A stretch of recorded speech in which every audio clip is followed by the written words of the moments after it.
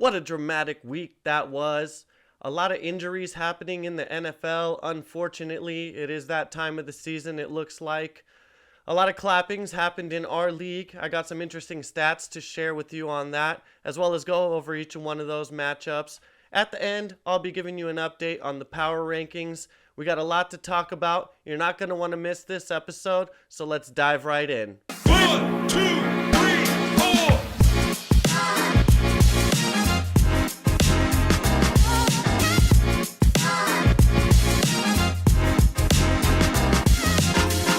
Week 5 has gone down in the books, and a lot of us are either greatly suffering or greatly celebrating how things happened through the week. Some of us may have lost players, some of us may have gained backups in the starting positions, or a mixture of both, most likely, which is what's going on. I'm going to be breaking that down a little bit into further detail later in this episode, but first, let's talk about some league stuff. You have spoken and your voice has been heard, and the trophy of the Derriere Destroyer will be on its way. Now that we have settled the name for it, and we officially know what's going to be engraved in the front, I'll be placing the order soon, and we will have it in our hands. Now, I also have to send the nameplates out to get engraved separately. I guess they don't offer that same service. But no big deal. I'll have all of that stuff done by the time we do the trophy handoff at the end of this year. Everybody who donated on top of their league fee will get a sticker that we discussed earlier in the year, Clapping Cheeks for 14 weeks. If you haven't gotten your sticker yet, make sure you show up to the next league event. It's going to be a Thursday night football game on October 26th. I've mentioned it before, so you can find out the details if you need. Also, I've decided that week, the last week of October, I'm going to be taking a break from the podcast, kind of as my mid-season bye week. Although I do love making this for you guys, and I love discussing it and hearing your guys' reactions, it does take a lot out of my week, usually 2 days or 1 day when I'm cramming the whole night, like tonight. So I'm going to take a 1-week breather. In exchange for that, I do have a pretty special episode planned for you guys next week. So, if all things go according to schedule, keep an eye out for a banger episode next week on the podcast before my break. I'll go right back into the groove of things the next week, and I'll pick it up through the end of the season.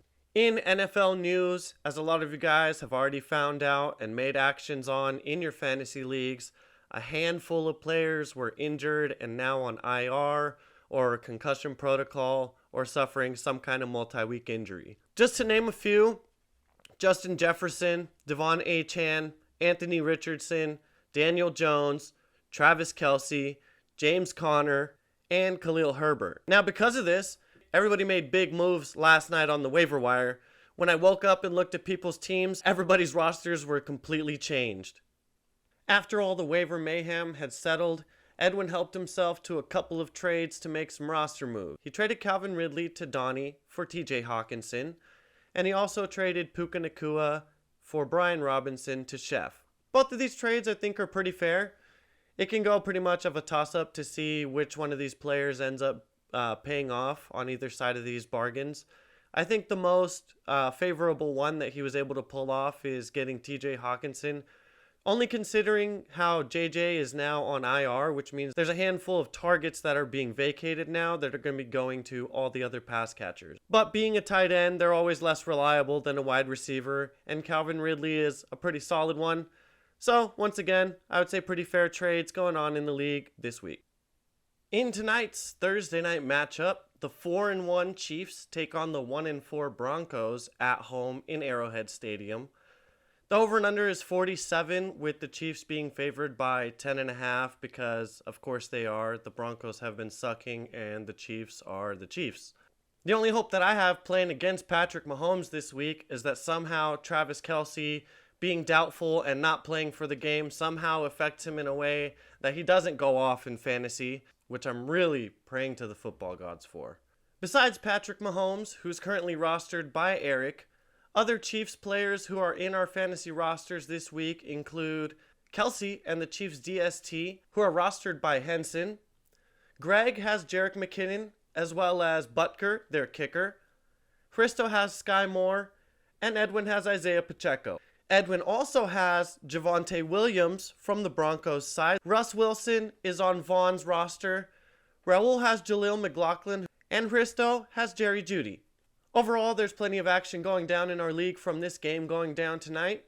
My bold prediction for this game is that it's going to hit the over, and I'm going to take the Broncos at plus 10.5. You don't ever know what goes on with these divisional games. I'm going to hope that they keep it close.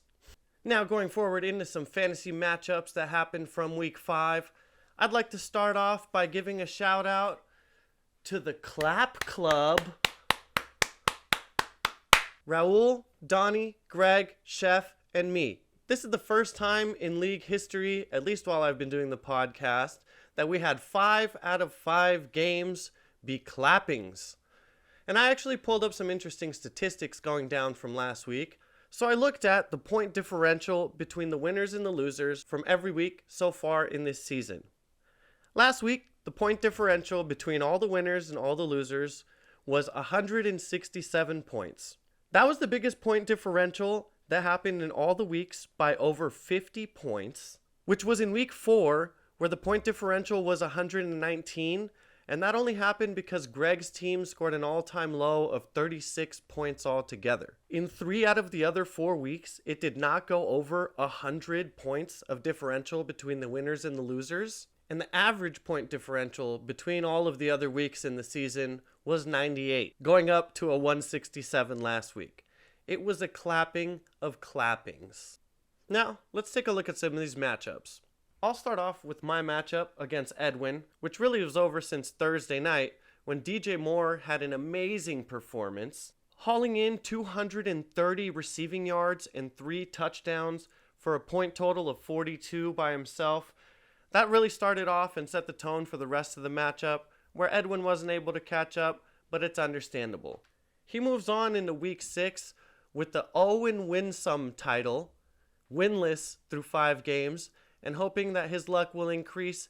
In the next matchup, the hash-slinging stasher continues his kill streak with a win again, 5-0 record, over Eric. It was the battle of the 4-0s, and one person had to come out victorious. In this case, it was Raul, holding on to the lead throughout the entire matchup. Josh Allen, Alvin Kamara, Stephon Diggs, Sam Laporta, and Marquise Hollywood Brown all hauled in double-digit points for Raul's team. And despite Mahomes' performance of 23 points and Dallas Goedert with a fantastic 17 points for a tight end, it wasn't enough to bring Eric's team back up against Raul. Eric will seek to go back on his win streak against me this week, and I'll be doing my best to stop him. In the next matchup, which was a heavy clapping, predicted incorrectly by Henson in last week's interview. He had said that Donnie was going to be clapped in this one, but hey, you can never predict the future. I think Donnie took it kind of with a vengeance. Donnie's team was carried by Jamar Chase, who hauled in 37 points at the wide receiver position after the fake news announcement that he had gotten in a fight with their coach and was requesting a trade. On the other hand, Lamar Jackson had a horrible performance, dropping a fumble on top of everything, dropping his points down to 4.94 for the day. DeAndre Swift, A.J. Brown, and the Bills defense all did their best to try to catch up in the battle against Donnie, but were unsuccessful ultimately, and Donnie will hope to continue his win streak next week, while Vaughn tries to get back on track. In the next matchup, Greg was able to defeat Henson with the final score of 122-95, with a dramatic lead change happening later on in the Sunday afternoon. On Henson's team, Travis Etienne went off, 136 rush yards with 2 rushing touchdowns, as well as 48 receiving yards and 1 2-point conversion, hauling in 34 points by himself. Tua Tagovailoa had a decent performance, but all the other players on Henson's team scored peanuts. On the other hand, Greg had put in Kirk Cousins this week, who played alongside on his fantasy roster Tyreek Hill, Jacoby Myers, and George Kittle, who went off, as well as the Steelers' defense hauling in 20 points of their own to give you the final result. Both of these players will go on into Week 6 with a 3-2 record and hope to make it 4-2. And in the last but not least matchup of this week, Chef was able to defeat Christo with the final score of 101-80. Now, despite Anthony Richardson getting hurt early in the game and finishing with only 4.42 points, Brees Hall was able to make up for it with a fantastic performance of 28 points on his own. The Dolphins' defense played great against my Giants, unfortunately, hauling in 18 points with a complement of Gabe Davis at 16 points of his own. On the other side, Jalen Hurts was the main player who tried to carry Christo's team. Josh Reynolds and Cole Kmet also did their best, with Jake Elliott, the kicker, also getting into double digits. The Cowboys hitting 0 points on defense, although is happy for me and probably Christo. He wasn't happy for his fantasy team and ultimately was not able to pull off the victory. He'll hope to do better next week and redeem himself from this 2-loss streak. And before we wrap up today's episode, I have one more thing for you guys. In the updated power rankings, Raul was able to keep hold of number 1. Big surprise, still hasn't lost a matchup. Eric was able to sneak 1 spot up into 2nd place, with Greg doing a double leapfrog into 3rd.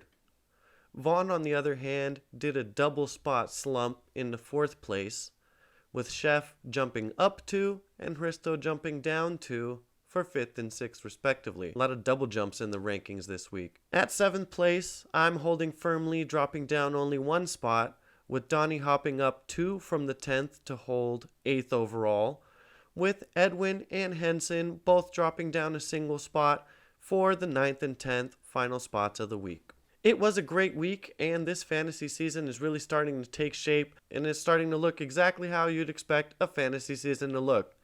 Injuries are just part of the game. We're going to have to pick up and get lucky on waivers. We're going to have to make trades and make do with what we can. So, keep on pushing. Keep your hopes up for week 6. Keep your eye out for next week's episode, where I'll catch you on the Fantasy Freestyle Podcast.